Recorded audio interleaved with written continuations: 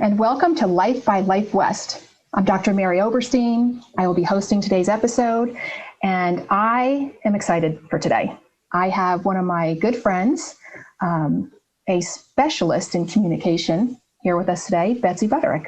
Hi, Betsy. Hi, Mary. Thank you for having me on. It's an honor to be in this space, especially given the fact that I am not a chiropractor, though I am a huge fan of chiropractic and a big believer and grateful for the care that I've been under over the years. So thank you for having me. You're welcome. When my husband and I were going through people to invite on to do these episodes, you were one of the top people that came to our minds when we were just thinking of the need and what people need and what people ask for. And communication is one of the things that we hear over and over from not only our students, but new grads. So just tell me, give the audience a little bit of background, because I think you have a pretty interesting background. Sure. I like to think I have sort of a non-traditional story, and it's a story that I love. So I graduated from Claremont McKenna College in Southern California. And I was originally from the Bay Area. I, at age 11, fell in love with Stanford women's basketball, and that was my dream school. So I applied out of college thinking, okay, if I could get admitted, I could try out as a walk-on. And that dream was never realized, but I went from being a young camper who went to Stanford women's basketball camps to then coaching at Tara Vanderveer's basketball camps while I was in college. And then before I graduated, Tara asked, would you like to come be the women's basketball intern once you've graduated from Claremont? So of course, absolutely. So I went from Claremont to Stanford. While I was at Stanford, I met a woman named Heidi Vanderveer, who is currently the head women's basketball coach at UC San Diego. She's also Tara Vanderveer's youngest sister. And she at the time was coaching with the Seattle Storm in the WNBA. So I went from Stanford up to Seattle, and I was part of the Seattle Storm for a season, stayed in Seattle and joined the University of Washington staff for a year. And then Heidi got out of coaching the pros back into college, becoming the head coach at Division III Occidental College in LA. So I went and joined Heidi's staff there. And then we transitioned from Occidental to UC San Diego. So I was at UC San Diego from 2012 to 2015. And it was when I was still at Occidental, I believe back 2010, 2011, when I first became aware that coaching was something that existed outside of sport. And as soon as I knew that that was a thing that people did, I knew that that was what I felt most called to do. And so I enrolled in a year-long program out of San Francisco at a place called New Ventures West, and earned my what's called integral coaching certificate, which is really a fancy title for saying that we take a whole person perspective to doing individual coaching. Many people think of it as executive coaching. By any name, it means caring for other people and supporting their goals and their journey and helping them get there or do the things they've yet to do. And once I had that certificate, so I was coaching basketball, and I thought, I really would love to give back to the athletic community. And I'd worked in Division I, Division II, Division III. And at each division, I saw that there was such a need for coaches specifically to have someone that was there to help them be at their best so they could give their best to the student athletes in their program. And that responsibility often fell to other staff members or peers that they had in the community, or sometimes a significant other, but there wasn't a dedicated person to really help coaches be at their best. And I thought, gosh, I'd love to fill that role, to provide that service and meet that need. The challenge was that wasn't a thing. Like there wasn't, coaches didn't have coaches. That's right. So I thought, okay, this sounds like a really risky, great opportunity to, I know it has value. I've been in the shoes of these individuals. I have a commitment to service and to helping support others. So why not give it a try? And in 2015, I stepped off the court and stopped coaching basketball to fully step into coaching coaches. And I sleep really well. But I didn't sleep much for the next 2 weeks because I thought it was one of the largest mistakes maybe I'd made in my professional life, like leaving this beautiful, tiny studio that was 3 blocks from Windansea Beach in La Jolla, and a wonderful institution and a team that I love and a coach that I'd been so successful with, to do this unknown thing that I didn't even know if anybody wanted or cared about. And since 2015, the evolution into not only being the coach's coach, but a communications specialist. It's really been such a winding journey, one that I'm very grateful for and one that I'm extremely passionate about, to now get to do work with athletic departments, teams, corporate entities and institutions, executives of all professional fields around communication and supporting people in the issues or working through the challenges that are most important to them. So it's been quite a ride. And I think I met you probably right around 2015.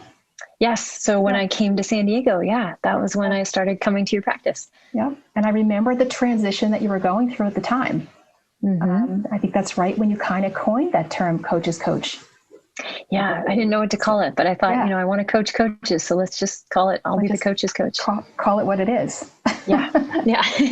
And you also, you have a psychology degree. I do. Yep. So I graduated from Claremont McKenna with a degree in psychology.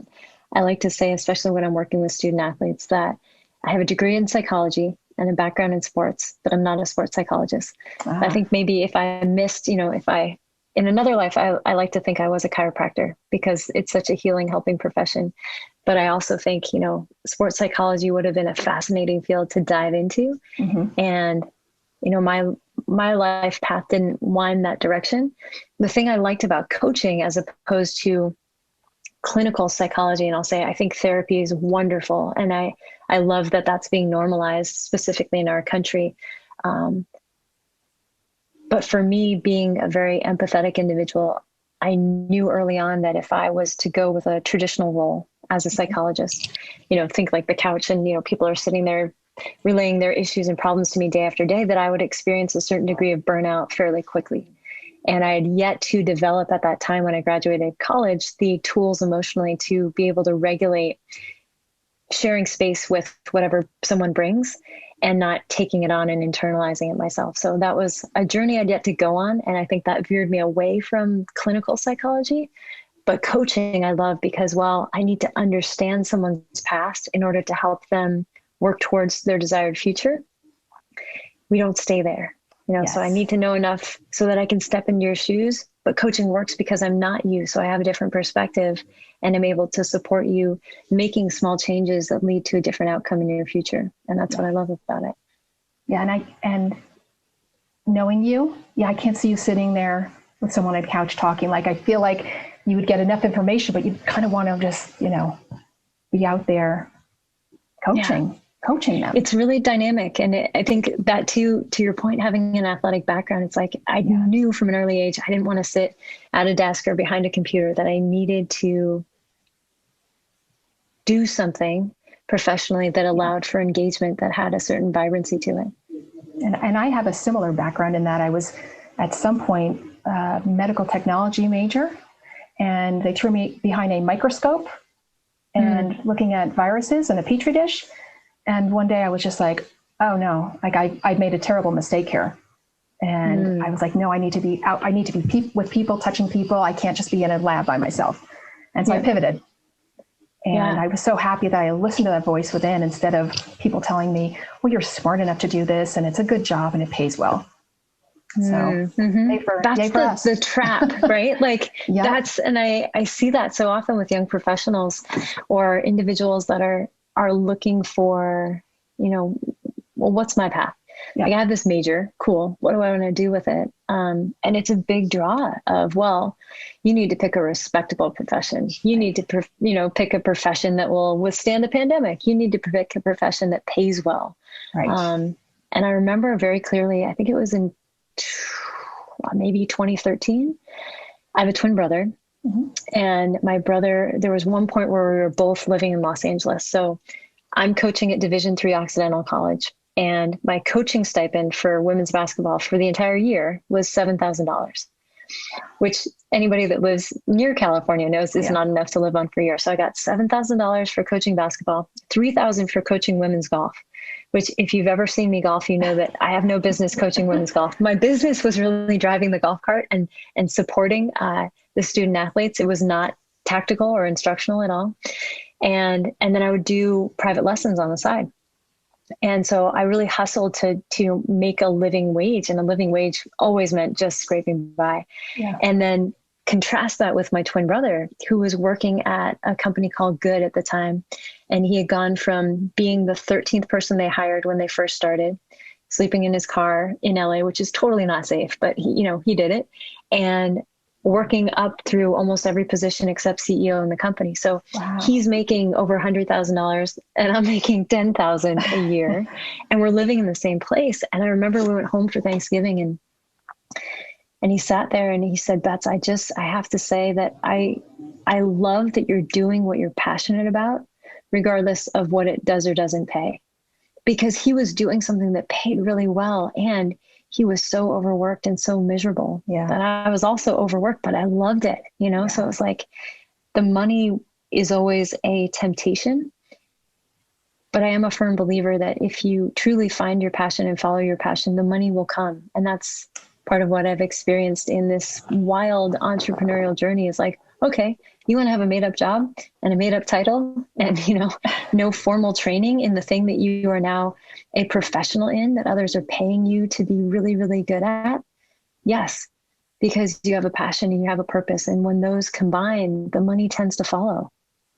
And our audience will definitely relate to this because, again, most of our audience is going to be chiropractic students and newer docs in the profession, probably some old timers as well, can relate to that. So, and I want to jump in. I want to jump right into communication. Sure. That's your specialty. And I know it's a big, broad term. So maybe share with us, I don't know, some of the golden nuggets, some of the things that you want to, I know there's so much you can talk about. Right. But share with us a little bit about why communication? What is it that drew you to that? Yeah, it's a great question. And sometimes it's a question I wish I would have stumbled upon earlier in my life, though I'm grateful that I did at the time that I did. As far as why communication, I'll say what I love about communication is that for me, it's central to everything that we do as humans. And when I work with athletic departments and teams specifically, I have a workshop called Championship Communication. And I'll always start by saying, of everything that we need to do in order to be that team, that program that achieves the greatest success and wins a championship, why focus on communication?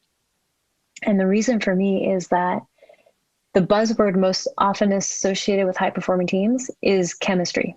So great teams have great chemistry. Chemistry is formed through connection, and at the heart of connection is communication. So if we can be intentional about our communication, we stand a much better chance of generating intentionally that connection that we know we need to generate the chemistry that leads to our greatest success. So for me, communication is the foundation, the bedrock, the starting point for all great achievements, whether it's athletic or personal or professional. It starts with communication, and it's kept alive or dies, with communication and lack of communication. The other answer to the why for me is that communication is one of those rare topics where we will never know everything there is to know about communication. It's a skill, so it can be developed by anyone at any time. You can start right now, or not right now, like after you finish watching this episode. It's something that anybody can take, ownership and responsibility for, and there's no ceiling. So part of what I love about this profession, and I'll say more specifically about being a communication specialist, is that I am learning every day. Every conversation that I have, every conversation I observe, things that I read or watch or listen to, I'm always listening with that ear of how can I take this nugget and then make it digestible or relatable for an audience or a client that I'm working with. So how do you disseminate all the information, because it is such a broad topic, and then put forth to others that which is immediately valuable and applicable? That's the challenge. And it's a challenge I get to work with every day. And so each day is different and so exciting. Oh, and it's so, when you said there's no ceiling, it's like, talk about no ceiling in every relationship. When you said chemistry, I thought, not just professionally in sports and chemistry with your partner. And if you live with your partner, there's this, every day you're working on communication and connection, which leads to the chemistry part. There's never a break. And that's both terrifying and it's also exciting because you get to, on some level, control the chemistry, right, through the connection and the communication, or it can fail. Yeah, which is the terrifying part.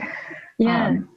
That's really cool. And not to be negative and not to go down a dark path, but there's also some struggles with that. Like there's great communication. And can you share with us like some of the struggles that you've gone through on this path? Yeah. And I'll say that's the rub a little bit of being a communication specialist is people expect you to get it right all the time. And I've learned the most from the moments when I've gotten it wrong. And especially in my responsibilities to others, whether it's as a consultant or as their coach, I do aim to get it right. And I will be the first to admit when I get it wrong. It's a continual learning process. And so the challenge is to keep that beginner's mind always, and to know what you know, and to have confidence in what you know, and to continually be open to what else can it be, and the times when we find ourselves in conflict. And I do a whole workshop on confrontation for connection, because poor confrontation, it gets such a bad name and such a bad rap. And when it's done well, it is the most powerful force for building trust within a relationship. When it's done well. And that's the caveat, right? Most of us have had negative experiences with conflict or confrontation, or have never been taught the skills of how to do it well. And so we find ourselves, haphazardly falling into these conversations that do or don't go well, and sometimes negatively impact relationships for a very long time. And we stay stuck in this cycle. And one thing I love about communication being a skill is we can start to upskill and break that cycle at any time through, whether it's working on your own communication skills or different books or TED Talks or podcasts. Like there's so many resources. And so helping folks, being in a position where I get to help folks start to work on small things that they can do in 2 minutes a day, with the active communication technique videos, great example. There's 35 of them, I think, that I have on YouTube. So ACT stands for Active Communication Techniques. They're 2 minutes or less, roughly. And they're designed to give anybody, regardless of age or profession or gender or background, anybody something they can do today to start to improve the way that we communicate and connect with other people. And they're awesome. Thank you. We're in a human profession, and humans communicate or don't. And I think that success is largely determined by the degree to which we are comfortable, competent, skilled communicators. Well, and I love that they're 2 minutes. I'm sure you did that intentionally, right? So that people can just watch Attention span, very short. And I love watching. I also love the outtakes. I'm not going to lie. Oh yeah. The outtakes are like some of my favorites. So, but you've taught me something probably 5 years ago that I use to this day, and I share it with other people, and I teach it to other people as well. And it was such a simple concept that you taught me. And when I use it, the impact is incredible. And it was when you told me, before you speak, ask yourself the 3 questions. Is it kind? Is it necessary? Is it true? Yep. Do you remember telling me that? Yeah. So that's a staple in many of the presentations that I do. It was a Sufi saying when I first saw it. I saw it at a conference now about 10 years ago. And it was, before you speak, let your words pass through 3 gates. Is it true? Is it necessary? Is it kind? And that, again, like this is one of those tools in a massive tool belt of, gosh, if we can filter our communication through those 3 gates, we're likely being very effective in what we do, what we say, what we communicate, and how our message is received. The true part, I like to say, unless you're a pathological liar, super easy to pass through. Yes. Like that's the, the number one gate. I was just going to say the necessary is where it gets interesting. And in relation to work I do with athletic teams and corporate teams, the necessary is almost like the drama filter. So it's the point where I'm like, I really want to say that, but I don't need to say that. It's not necessary. I want to, the desire's there, but it's not necessary. And then the kind part, what's interesting over the years, the pushback I often get from individuals is, okay, true, necessary, kind, but what if, Betsy, the thing I have to say isn't something that other people want to hear? it's true, it's necessary, but it's not necessarily kind. And the ask that I have, the invitation in that space is, can we take into account that there is someone, a person with feelings on the receiving end of our message? And can we shape and craft our message in a way that says what needs to be said, while also leaving the recipient open to hearing what we need to say? And we can do that through the tool of language. And I came across a situation where I had to tell someone something, and it was true, and it was necessary. And I searched, it took me, and it was like something that was a little bit time sensitive, but it took me about a day or two, because I was like, every time I said it in my head, it just didn't feel kind. And I'm a kind person, but it was like, ooh, it's too sharp around the edges. It took me about 24 hours to 48 hours. And then finally, when I was ready to, and I had people going, did you talk to that person? Did you say that? And I was like, guys, I'm not ready yet. And finally, I found the right words, and I felt really comfortable about it, instead of like I hope it goes well. I hope this person knows what it was like, you know what? I think we're going to pivot a little bit. And it was more about me, which it was, but it was like, I'm going to pivot on the situation a little bit. And I'd like to try something different, instead of saying, you're not doing a good job. There's no way for me to come up with a kind way of saying to someone, you're not doing a good job. But I said, like, why? You right? Yeah, I'm laughing because I had a conversation with a coach yesterday, and they're like, this individual that we were talking about, they said, they just suck. Like, how do I say, I need you to suck less? I'm like, okay, so let's work on that. Right? Yeah. So I don't know. That just, I kind of stuck in my head. And like I have a thing. You're so good at what you do that there are times when it's confrontational, like a situation where I don't really feel comfortable communicating. I usually will ask myself, what would Betsy say? How would Betsy say this? And then your voice kind of comes through my head. I said, well, and it's just like it's like you smooth it all out. You smooth out the wrinkles. Still I appreciate that. Yeah, you still communicate what it is. So I run it through this like iron in my head, and I just smooth out my wrinkles and say, well, that's not necessary to say that. And is that really, even in the necessity of the communication, is that part of the communication necessary to say that? Or can we just say the core of it? So, yes. And kindness is telling the truth. Oftentimes we unintentionally do very unkind things where we think, oh, I can't say that, they won't be able to handle that. And so we don't say something that's crucially important for someone else to know, because we're concerned about their feelings, or we make an assumption that they won't be able to handle it, instead of taking responsibility for handling it in a way that allows them to receive it. Right. Or preparing ourselves for the fallout, because there's some things that there's no way around it. This is what it is. And there's only really one way to say it. Yeah. And I have to tell it to you this way. But I think Susan David in the book, Fierce Conversations, calls it being responsible for our emotional wake.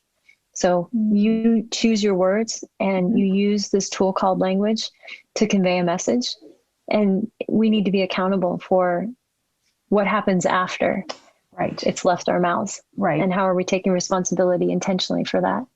Right. And what makes someone a great communicator?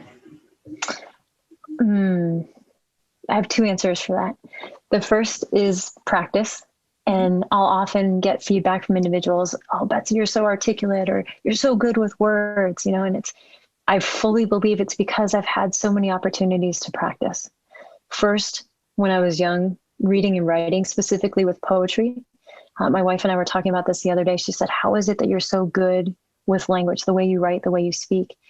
And for me, it had a lot to do with being exposed to poetry at a young age, the way that words became visual, visual imagery through the language that was used in the poem, the way that there was meter and measure and rhyme and tempo. And that, like I love haikus because it's such a small space, and it asks the writer to be concise while conveying something usually very profound, right? So practice through reading and writing at a young age, and then coaching.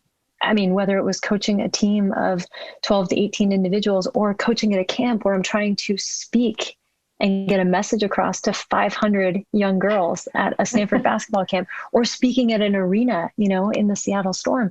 I've been given so many opportunities to practice speaking. in so many different contexts. And when you have enough practice, you tend to get fairly good at something.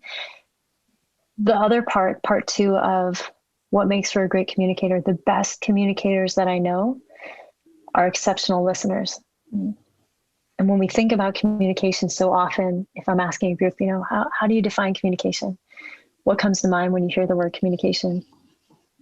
We typically focus on our communication when we have something important to say or when we're writing an important message. Those are both outward. Right. The best communicators that I know are exceptional listeners. And when we put in time listening, we get all of the information we could ever possibly hope to find in order to choose our words or shape a message or create a connection or build a relationship. We only do that through listening. And I love that quote that I'll probably botch now, something about the effect of, when you speak, you're conveying what you know. When you listen, you're open to receiving new information.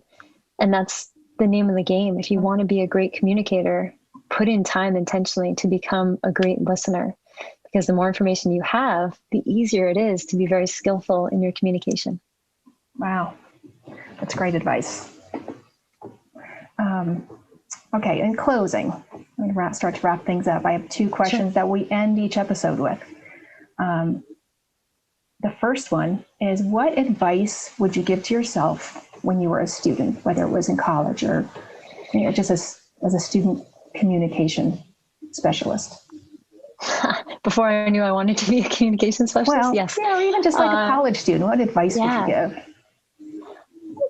I think the advice I would give, Mary, is to never change. And what I mean by never change is never give up that role of being a student. If you can keep that curiosity, and it's easier when we're in school because we have a purpose. Like, I'm in school to learn. Right. I hope for most people listening that doesn't stop when you graduate. A degree is an achievement and one to be very proud of. But if you can keep that quality of curiosity and take it into every element of your life and be a lifelong learner, be a student forever, I think that would be the advice I'd give my student self, is never give up that role. Which is great, especially when you hear a lot of students saying, oh gosh, I can't wait till I get out of school, right? I can't wait till I'm done being a student. That's I know. And I get that. Sometimes people, I think sometimes students need to do that first. Like, I'm done. Yeah. I need to wash my hands. But it's, it's good to dig back in and just always be learning.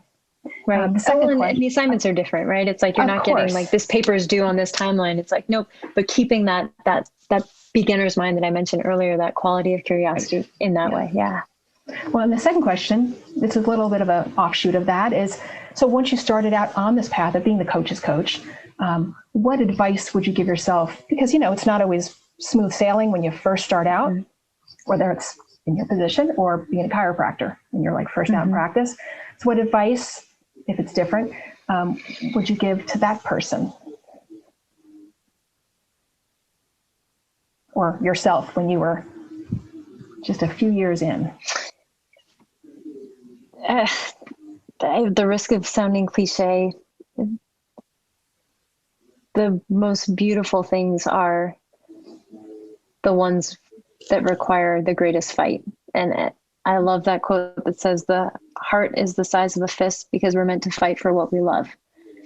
And there were so many times where, we're talking like full breakdown, tears. I don't know how I'm going to, pay rent this month. Like, I don't know where the next opportunity or check is coming from, or if it's coming ever. And to stay the course in those moments, to find what's the next best thing that I can do that's controllable by me right now, to put myself in a slightly better position, maybe tomorrow. And to do that thing instead of letting all the things that you can't control or haven't done yet or should be doing overwhelm you. Like, if you can fight for the dream that you have, the thing that you know to be good and right and true, and just take that one next step in service of what you know, that's the battle. And when you fight that battle day after day after day, then you start to experience something magical. And I was taking a walk the other day and I was thinking, I get it. Like, being 5 years in now, I get, looking back, how many times it would have been somewhat of already smart to say, you know what, I need to step away. Like, this isn't the thing. This isn't safe. It's not, it's reckless and it's wild and it's so worth it. And so if you're listening to this and you find yourself being like, I don't know, Betsy, like I feel like I'm at that point, reach out to me, please. Perfect. If you'd like to email or get in touch through my website, whatever it happens to be, because there's times where, because of varying factors, you need to make certain decisions, but if you're really committed to doing this thing and to bringing it into the world, you'll find a way. And there were so many times where I didn't know that was possible, but I always held on to that little belief. And I'm so glad I did, because this path that we get to walk, where we choose, what we focus and how we spend our time and energy and what we pour out into the world, is such a unique, special space. And I'm grateful. Well, I'm grateful that you stayed the path, because, to me, when I think of the greatest communicators, you're the first person who pops up in my head. Thank you. Thank you for taking such good care of myself and my body and my soul all those years, because you enabled me to do the work when I was really struggling with so many other pressures. You're welcome. And thank you for being with us today. I know that if one person grabs one nugget that you said today, it's got the ripple effect, and it can change, like you said, it can change chemistry, it can change relationships, it can change the world. So thank you. Thank you, Mary. And yes, your information is going to be below here. So if people want to reach out to you, I know you do coaching. For the listeners, I highly recommend Betsy. Thank you. And to our audience, thank you for watching today. And thank you for being a part of Life by Life West. And thank you for hanging in there with us on our mission to creating a brighter future for humanity, that's what our mission is at Life West. So until next time, stay healthy, stay strong, stay happy, and keep communicating.